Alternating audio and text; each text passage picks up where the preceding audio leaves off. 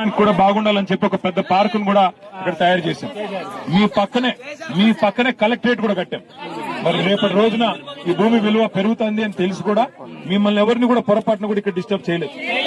కేసీఆర్ గారు ఇక్కడ 4 లక్షల మందితో మీటింగ్ పెడితే కూడా మీకెన్నడూ చిన్న చీమకు జరిగినంత హాని కూడా జరగకుండా చూస్తున్నారు. ఈ ప్రభుత్వం వచ్చాక 2.5 ఏళ్ళు అయింది ఇప్పటికొచ్చి. 2.5 ఏళ్లలో ఎన్నిండ్లు కట్టారో దేవుడికి తెలుసు, కానీ ఎన్నిండ్లు కూలగొట్టారో నేను చెప్పగలను. అక్కడ హైదరాబాద్ లో తెల్లారులేస్తే కూలగొట్టడమే. మహబూబ్ నగర్ లో పాపం కాళ్ళు చేయాలి చక్కగా లేనోళ్ళు, దివ్యాంగులు, వాళ్ళు కట్టుకున్న కాలనీ 150 ఇండ్లు ఉంటే వాళ్ళ మీద కూడా పోయి ఇట్లా మీలాగనే పోయి పొద్దున పోయి కూలగొట్టినారు. మీ దగ్గర 4,000 మంది పోలీసులు వచ్చినారు, ఒకటి కాదు ఇద్దరు కాదు. శత్రు దేశం మీదకి దండయాత్రకు పోతారు చూడు, అట్లా వచ్చి తెల్లారి పూట నోటీస్ ఇవ్వకుండా మీ మీద వచ్చి దాడి చేసి మీ నోటికాడ బుక్క లాగేసుకుని ఇవాళ మీ పిల్లలు చదువుకునేటోళ్ళు ఉన్నారు, వాళ్ళు పరీక్షలు రాసే టైం ఇవాళ మిమ్మల్ని రోడ్డు మీద పాడేసింది ఈ ప్రభుత్వం. నేను అందుకే అంటున్నా, ఇందిరమ్మ రాజ్యం అన్నారు. ఇందిరమ్మ రాజ్యం అంటే ఇల్లు కొట్టడమా? మీకు మీ అందరితో ఇలా ఏ ఓట్లు లేవు. నేను రాజకీయం కోసం రాలా. కేసీఆర్ సార్ చెప్పాడు, మీకు చెప్పమన్నాడు కేసీఆర్ సారు. మళ్ళీ మీకు ఇదే వెలుగు మట్లలో ఇదే జాగలో మీకు ఇల్లు కట్టించి మళ్ళీ గృహప్రవేశం కూడా మీరే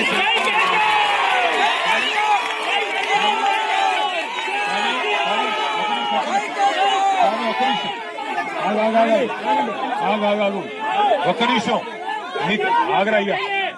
మీకు మీ ఐకమత్యాన్ని దెబ్బతీసే ప్రయత్నం చేస్తారు. మీకు పొంగులేటి శ్రీనివాసరెడ్డి పిలుస్తాడు, మీకు తుమ్మల నాగేశ్వరరావు గారు పిలుస్తాడు, మీకు ఆ డిప్యూటీ సీఎం గారు పిలుస్తాడు.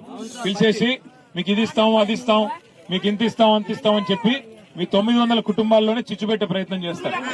మీరు ఐక్యంగా ఉంటే వినండి, ఒక మాట జాగ్రత్తగానండి. మీరు ఐక్యంగా ఉంటే, మీరు ఐక్యంగా కొట్లాడితేనే మీరు విజయం సాధిస్తారు. లేదంటే వీళ్ళు ఏం చేస్తారు, ఒక 100 మందితో సంతకాలు ఎలిముద్రలు తీసుకొని మీకు ఆడేన్నో. మరి కేసీఆర్ గారు అప్పట్లో 2,000 డబుల్ బెడ్రూమ్లు కట్టించాడు. అందులో కొన్ని మిగిలిన్నాయంటే ఇంకా ఆ మిగిలిన ఇళ్లలో కొంతమందికి ఇస్తామని చెప్పి కొంతమందిని లాక్కెళ్లిపోతారు. అట్లా మీ ఐక్యతను దెబ్బతీసే ప్రయత్నం చేస్తారు. పాపం ఇక్కడ ఆ ఓపీడీఆర్ వాళ్ళు గతంలో అప్పుడెప్పుడో చేసిన పని ఇది. మరి పాపం వాళ్ళేం తప్పు చేయలేదు, మీకు పట్టాలు ఇప్పించారు, వాళ్ళు తప్పు చేసింది కూడా లేదు. ఇలా వాళ్ళని పట్టుకుని కూడా నానా మాటలు మాట్లాడుతున్నది ప్రభుత్వం. ల్యాండ్ మాఫియా అంట. ఎవడమ్మా ల్యాండ్ మాఫియా? ఎవడైతే ఇవాళ 100 ఎకరాలు మీ చుట్టూ కొన్నాడో, ఎవడు కన్నైతే ఇక్కడ పడిందో, ఎవడైతే పేదవాళ్ళు ఇల్లు లాక్కున్నాడో వాడు మాఫియానా? 3 గజాల్లో ఇల్లు కట్టుకున్నాడు మాఫియా. కాబట్టి ఇవాళ మీకు జరిగిన కష్టం రాష్ట్రం మొత్తం చూసింది, మీ ఏడుపులు రాష్ట్రం మొత్తం చూసింది. మీ పిల్లలు మీరు పడుతున్న అవస్థను చూసే కేసీఆర్ సార్ మమ్మల్ని పంపించారు. దయచేసి ధైర్యంగా ఉండండి. మీకు అన్ని రకాలుగా అండగా అజయ్ ఉంటాడు. మా గాయత్రి రవిచంద్ర గారు ఎంపీ గారు కూడా